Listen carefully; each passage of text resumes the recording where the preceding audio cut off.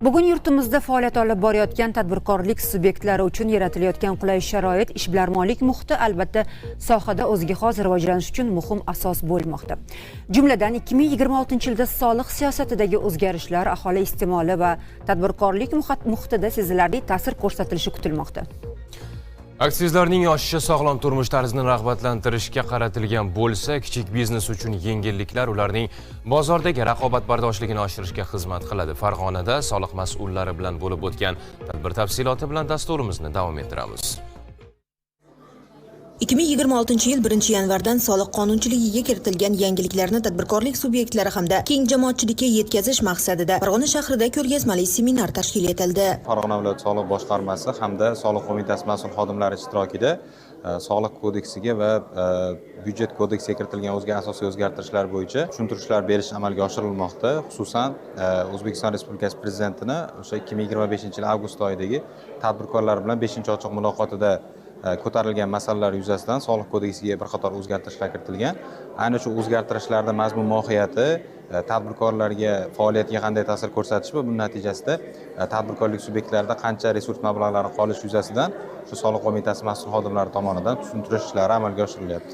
Ochiq muloqot tarzida o'tgan tadbirda soliq qo'mitasi vakillari, viloyat soliq boshqarmasi rahbariyati hamda mas'ul mutasaddilar ishtirok etib, farg'onalik tadbirkorlarga yangi tartib tamoyillar yuzasidan atroflicha tushunchalar berishdi. Shuningdek, tadbir davomida ishtirokchilarni qiziqtirgan savollarga batafsil javoblar qaytarildi. Bu yengilliklar yildan yilga o'sib boryapti. Kichik tadbirkorlarni qo'llab-quvvatlash uchun 1% etib belgilangan soliq stavkasi.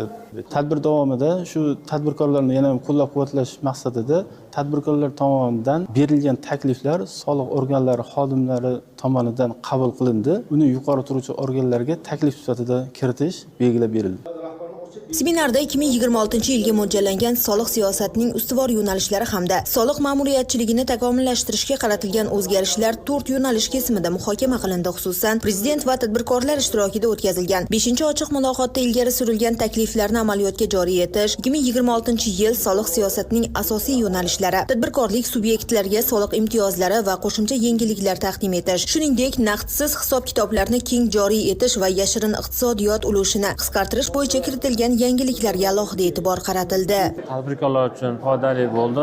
O'zimizga tegishli bo'lgan savollarga javob oldik. Soliqda yangiliklarda eng asosiy muhim yangiliklardan biri o'sha yer mulk soliqlarida avtomatik tarzda soliq qo'mitasi tomonidan shakllanishi. Bu imkoniyatlar tadbirkorlarga daromad oshishiga yordam beradi. Qizg'in bahs, munozaralar bilan o'tgan ochiq muloqot davomida tadbirkorlar o'zlarini qiziqtirgan savollar yuzasidan aniq javoblar oldilar. Shuningdek, amaliyotda uchrayotgan muammolarni bartaraf etish bo'yicha taklif va mulohazalar bildirildi. Bugun Maftuna Mamasidek va Abdulloh Rashidov, Farg'ona.